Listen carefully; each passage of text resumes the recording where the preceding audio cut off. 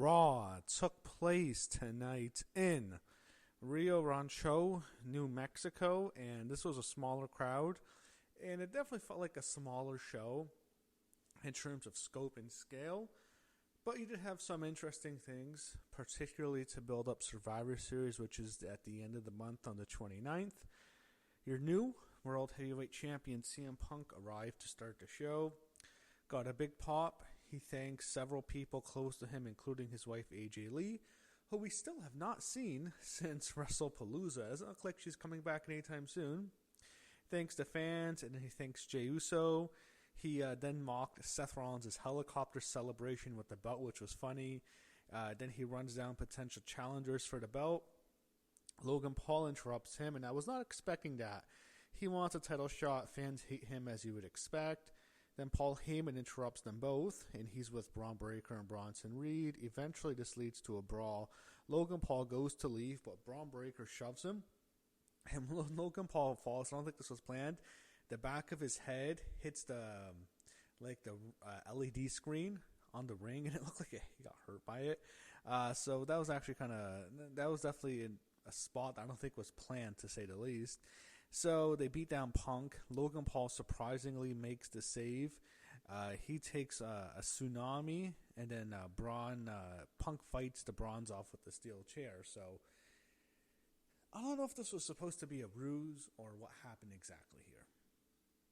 Stephanie Vaquer was out next, and then Nikki Bella comes out as her tag team partner. We get Stephanie Vaquer and Nikki Bella teaming up to take on Raquel Rodriguez and Roxanne Perez, who I just have to say looked absolutely beautiful tonight. If we just say that, Roxanne Perez is very attractive. So they got the heat on Nikki Bella for a while, then eventually Stephanie Vaquer gets the hot babyface tag. Stephanie hits the devil's kiss on Roxanne. Fans love that. Both look great, by the way. I just have to say that. Everyone knows how good Stephanie looks. Let's give Roxanne some props too. We have to, right? So eventually Nikki Bella's tagged back in. She hits the rack attack right after Stephanie hits the devil's kiss on Roxanne. Looks like Nikki's going to pin Roxanne after Roxanne pinned her the previous time they wrestled. However, Raquel Rodriguez breaks it up. Raquel then takes out Stephanie Vaquer on the outside. Stephanie wants to hit the devil's kiss on the apron, but Raquel countered it, put her up into an electric chair, and dropped her straight down on the apron, taking her out of the match. Then she strikes Nikki Bella, and then Roxanne Perez hits the Pop Rocks on Nikki Bella and pins her again. So Roxanne with 2 wins over Nikki Bella, 2 pinfall wins. And Roxanne, I'm sure many of her fans are upset that she loses all the time. I don't think it matters. Roxanne can lose. She can afford to lose. I don't think it hurts her at all, mainly because of her size. It's okay if she loses. But she would get the win here. I'm sure her fans are thrilled. And set up Raquel Rodriguez challenging Stephanie Vaquer for the Women's World Championship, which made no sense. Why didn't Raquel pin Nikki? It would have made all the sense in the world for that. I like Roxanne, but if Raquel's challenging, she should have been the one to pin Nikki. If anything, maybe Raquel should have pinned Stephanie in this match. That would have made more sense. So why is she getting the belt when she didn't even get the pinfall? And Roxanne has pinned Nikki twice. When's the last time Raquel has really gone a pinfall victory that's been significant? It would have made more sense for Roxanne to get the shot. But they went with Raquel. So Stephanie Raquel for the women's belt. Backstage, Adam Pearce picks 2 balls out of the tumbler. I mean, this is kind of a throwback when they used to have the Royal Rumble draw. That everyone would pick their ball or their, sounds weird, their whatever number they drew out of the tumbler. So we don't get to see who they are, but he picks them. Jey Uso goes to CM Punk backstage, tells him he can trust him. All I thought was, all right, he's turning tonight. That didn't happen, but that's what I thought initially. Penta's out next. He took on El Grande Americano. Penta pinned Americano. Not much of a match. After it, they attacked Penta, but he got away. Not much to say here, but I don't want to talk about people's relationships, but I hear it's no longer Tiffy time for Ludwig Kaiser, also known as El Grande Americano, as Chad Gable is out. That's unfortunate. I think most men, that must hurt to lose a woman like Tiffy, but he's with someone else I've seen. I believe the ring announcer for the Spanish announce team. I'm not sure exactly who she is, but she works for WWE. I think he's dating her now. Maybe Charlotte wasn't lying in that promo in Chicago, that disastrous promo on that SmackDown in Chicago back in March when she said Kaiser is in her DMs. I don't know. But anyway, sure Tiffany Stratton will be just fine, as will Ludwig Kaiser. They're both very attractive people. So Kabuki Warriors video promo had a video promo on their tag team match for tonight. Then Dominic Mysterio is out next. He says he's the greatest Intercontinental Champion of all time. Says he's the greatest AAA Champion of all time. Then he's interrupted by his father, Rey Mysterio, which it wasn't necessarily a surprise to see Rey back on this show as it's been rumored, but I was surprised to see him confront Dom, and I thought this was actually a really good segment here. I was really entertained by it, and it brought me back to that rivalry they had during the build-up to WrestleMania 39 about 2.5 years ago now, which I thought was great, by the way, and they actually had a good match. So I'm glad they did that, and they never really did the payoff where Dom would beat Rey, because I think the next year at WrestleMania 40, Dom teamed with Santos Escobar against Rey and Andrade, and they actually lost. So Dom really hasn't gotten that win over his father yet. They might have had a tag match or something where Dom has won. I'm not sure, but he hasn't had a big singles win over his father yet. So Rey says that Dom's not better than the other luchadors. He mentions Eddie. Fans go crazy. Loud Eddie chants. It's now been close to 20 years since his untimely death. Time flies. I remember exactly where I was 20 years ago when I heard the news that Eddie Guerrero had shockingly, suddenly passed away.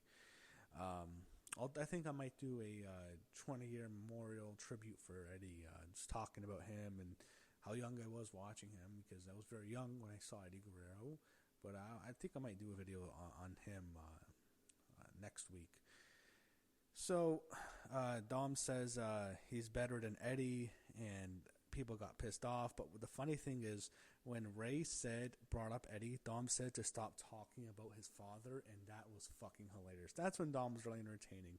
That actually got me to laugh, because there's that infamous "I'm your poppy" storyline with Dom, and when Eddie says he's Dom's biological father, he just gave the baby to Rey and his wife Angie, and then they had that infamous ladder match at SummerSlam for custody of Dom, which is funny because, the match was actually really good, but the most memorable part is Eddie just freaking out on Vicky when she was late to knock him off the ladder, but eventually she did, and that was actually a really entertaining match.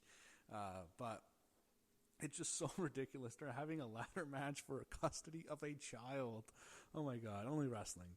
But then Rey tells him to stop disrespecting the Lucha Libre.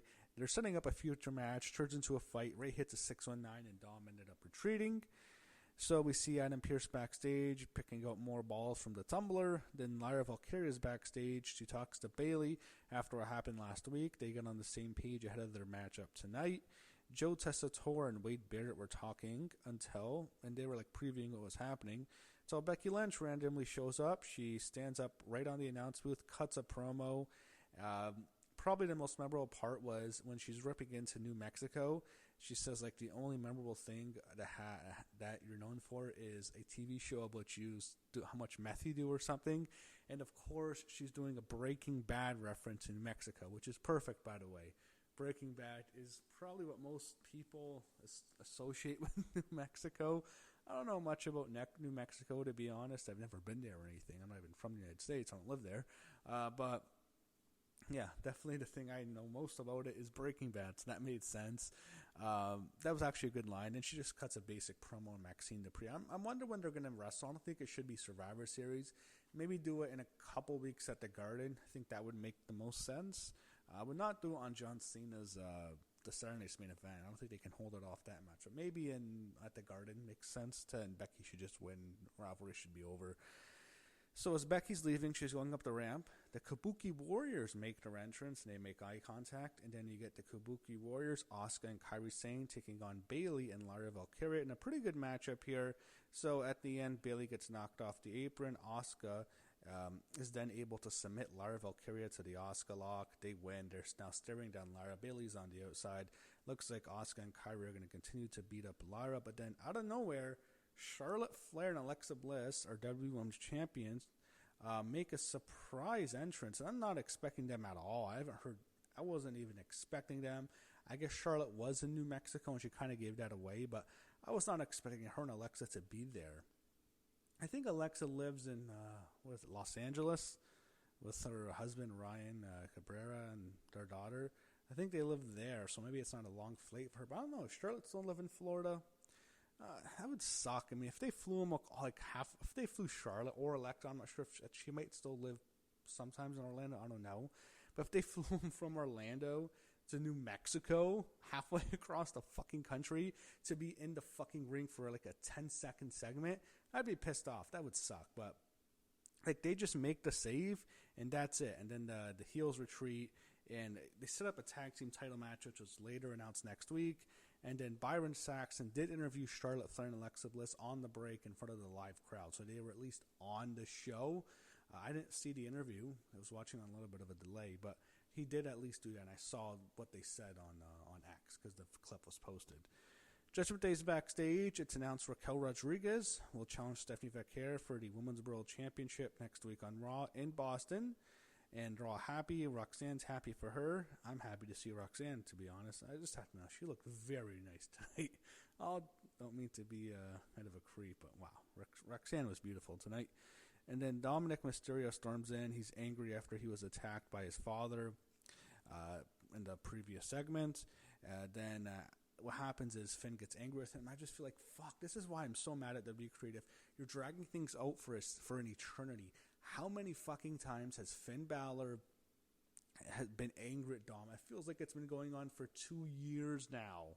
It feels like it'll never end. I mean, how much tension can we build before the fucking turn happens and this Judgment Day is over? They're just playing it out way too long. It just feels like they're waiting for Liv to come back. Anyways, they leave, and then Raquel leaves, and Roxanne sits with Dom and tells them to go out with them tonight. That's Finn and JD to the ring. Then we get AJ Styles and Dragon Lee out next, and then they're defending their tag team titles against Judgment Day. And what happens is it's an okay matchup. AJ Styles pins JD McDonald to retain the belt, so I guess they're going to continue to tease tension for the next 9 years that the Judgment Day might split up, and Finn will turn on Dom. Dom will turn on Finn. I don't know, but AJ and Dragon Lee retains. Backstage, Nikki Bella is outside. She talks to Stephanie Vaquer as she's leaving, and she's apologizing to her for losing the match. Stephanie tells her she's amazing.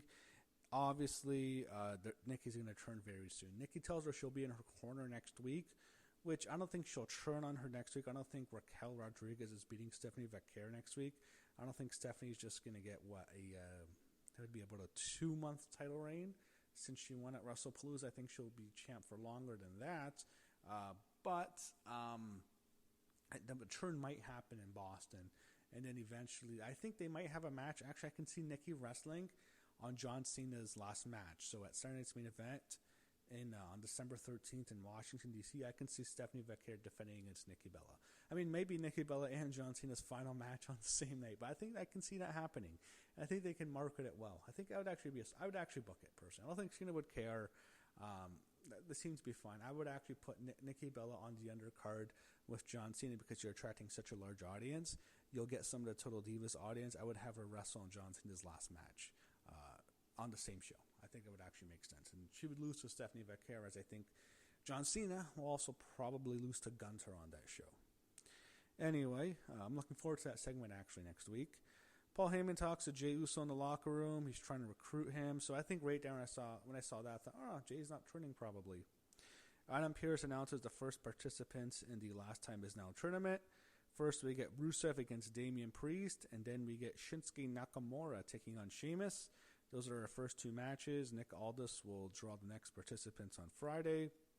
They preview next week's show in Boston, including the WWE Women's Tag Team Championship match, Alexa Bliss and Charlotte Flair defending against Asuka and Kairi Sane, and Stephanie Vaquer defending her Women's World Championship against Raquel Rodriguez. Jay makes his stupid Yeet entrance. Fuck that. So we get Punk and Jay against Braun and Bronson. Match went longer than usual, which is a crime. When you have Jey Uso, having a Jey Uso match over like 10 minutes should be like a felony in my opinion. Both teams are counted out. Braun's then beat them down. Braun and Bronson. Jay takes a tsunami. Punk grabs a chair to defend themselves. Logan Paul comes out seemingly on the side of CM Punk and Jey Uso. He has brass knucks. The Browns are retreating, and then Logan Paul takes his knucks and punches CM Punk right in the head, knocking him the fuck out. Punk's knocked out. Logan then hands the knuckles to Paul, and he is now affiliated with the Vision. So you're going to have Braun Breaker, Bronson Reed, and Logan Paul on one team in the Survivor Series War Games match at the end of the month. So that's obvious. I guess Punk and Jay are on the other team, probably LA Knight, Roman, I think.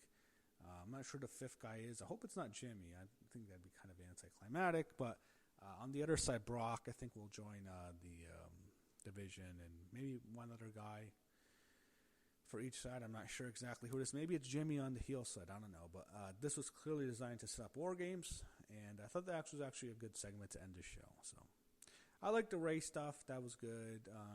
Some of the stuff was an okay show. It was designed to build up Survivor Series, and I thought they did a pretty good job of that.